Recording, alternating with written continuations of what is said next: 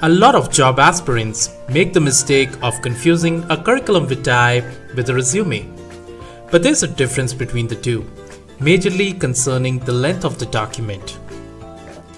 A curriculum vitae is generally a more detailed form of a resume, with its length ranging from 2 to 3 pages, or even more in certain cases.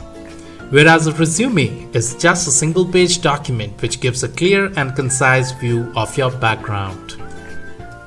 Yes, just a single-page document is all you need to draw a hiring manager's attention towards your profile. Resumes are more prevalent nowadays in comparison to a curriculum vitae, as it makes it easier for hiring managers to leaf through it. Hence, in order to apply for a job, you'll need to work on a resume which presents you in the best possible manner. Now, the reason why a resume is considered to be so important is that it is your first point of contact with the employer. A resume introduces you to a potential employer and demonstrates your skills and accomplishments to them.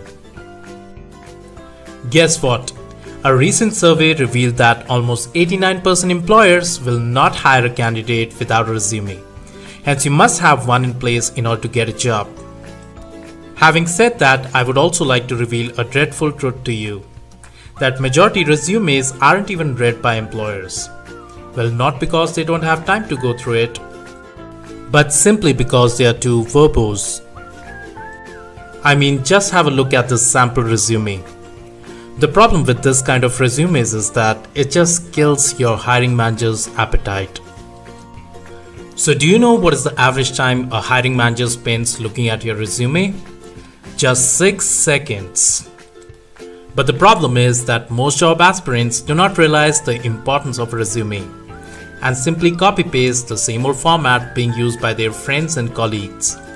They take it as a mere formality without realizing the fact that a resume is the perfect opportunity for them to stand out from the rest of the crowd and demonstrate their creativity.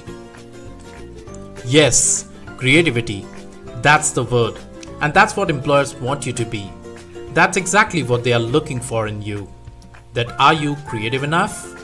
Can you think differently than others? Is there anything special about you? So if you use the same old format being used by others, it won't do any good to you, as this is only going to convey the message to them that you are just one among the rest and there's nothing unique about you. It is sad to know that most job applicants take it as a mere obligation and prepare resumes just for the sake of it. But that's not how it should be. You've got to understand that every resume is one-of-a-kind marketing communication tool. Hence, you should devote both time and effort in designing your resume and giving a personal touch to it, as it gives you a chance to make your first impression a favorable one. So create a resume which looks so visually appealing that the moment it hits your hiring manager's inbox, they really look forward to meet you. Now, before we begin discussing the layout of the resume, I would like to tell you that in my considered opinion, every resume should essentially be divided into two major parts. The need to know details, which should be listed in the first half of your resume, and the nice to know details, which should be listed in the latter part of it. Now let me tell you that how you can create a masterpiece of a resume following 12 easy steps. Step number 1. The first thing you need to do is to create a header and simply mention your name on it. The idea here is to make it strike out, so make sure you use a slightly bigger font size. Step number 2. The next thing you've got to do is simply divide the page into two parts. 70% of it for mentioning academic and professional details about you, and the remaining 30% for mentioning personal traits and other details about you. Step number 3. Add a picture of you on the left column of your resume. It is advisable to click the photo in a professional attire against a neutral background. Avoid tilting your head and get the photo clicked in front pose. Also, avoid crossing your arms across your chest, as it is considered to be a defensive pose. Simply look straight in the lens of the camera. The look you carry in the photo will remind them of how you would face their guests, customers, or clients. Hence, make sure to carry a genuine smile while getting the photo clicked. I have seen that some candidates aren't really serious about this and hence do not consider adding a photo to their resume. But let me tell you that photos are extremely important as it makes your resume easier to remember and faster to find among many others. But avoid pasting or stapling a passport size photo to your resume, as doing this makes it look like a government application form. A printed version of the photo will make your resume look far more presentable, provided the print is of a magnificent quality. Step number 4. The objective of sending out resumes to employers is requesting them to consider your profile and to contact you for an interview. So make sure you mention your contact details at the top part of the page itself. And mind you, we do not live in an era where employers dispatch letters to their applicants. Hence, no need of mentioning your residential address. Just mention your contact number and email ID. If you have an email ID which reads something like this, then it's high time you need to change it, as it surely does not sound professional. Step number 5. Mention your key strengths which are directly related to the job role you're applying for. As a general rule, keep it limited to not more than 4 strengths.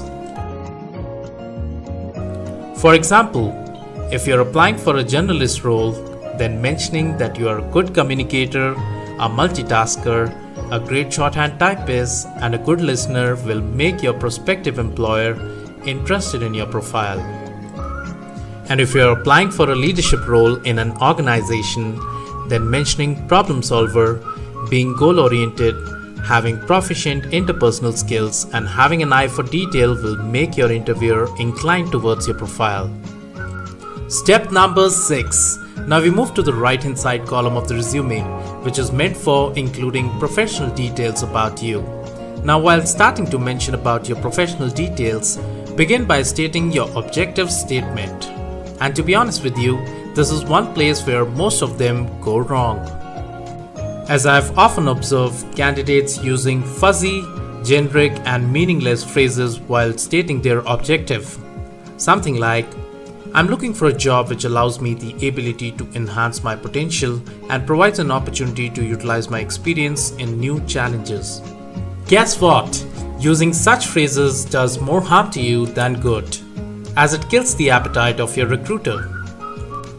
So the rule you need to keep in mind while defining your objective is that it's not about you, it's all about them. You need to understand the fact that your recruiter will only use a few seconds to go through your resume. Hence, being the first statement of your resume, the objective plays a key role in creating an interest. So the objective statement should be so impressive that the recruiter craves to go through your complete resume. So while defining the objective, try to sound realistic and to the point. Show your interest and enthusiasm, and above all, make sure that your objective fits the job profile. So for example, if you're applying for a travel agent role in a newly set up small tours and travel company, then mention something like this. A travel agent position in a startup, looking for an amazing record of generating new clients, achieving sales targets by upselling tour packages to customers, and building a wonderful relationship with them by giving them an enjoyable experience. Now the applicant in this example understood that the employer, being a small and newly set up tours and travel company, will be extremely interested in candidates who have the ability to generate new clients, and hence he used this verbiage in his objective statement. Tell me, what else would the travel company owner demand for? Step number 7. The next thing your resume should talk about is your key achievements. List the name of any awards, honors, or commendations received by you, whether in school, college, during internship, or while working in your previous organization. If you don't have any notable awards to count upon, simply mention any significant accomplishments. Now the trick is to use powerful verbs instead of pronouns, which will make your accomplishments sound impressive. Let's see a few examples here. Bag the Best Trainee Award. Accomplished Six Sigma training course. Achieved a score of 98.7% in HSEQ audit. Influenced the monthly KPI score by 10%. Step number 8. After achievements, it is essential to list your core competencies. Have you ever led a team, organized an event, or have created something in the past? What skills did you need to accomplish it? Skills may include languages known, computer skills, any experience with specialized equipment, office skills, or any other special talents you may have. So for example, if you're talking about office skills, then you may include records management, database administration, organizing events, customer support, and travel coordination as your core competencies. And if you're planning to include computer skills in your resume, then you may mention that you have a hands-on experience on MS Office, troubleshooting, web-based design, and FileMaker Pro. Now we'll talk about the second part of the resume, which includes the mandatory information. The reason these details come in the second half is because mentioning them in the top part of your resume will make it look like an income tax form.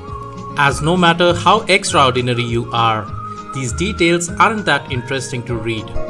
Therefore, all the need to know details are put in the beginning of the resume, and the less exciting details are moved to the second half.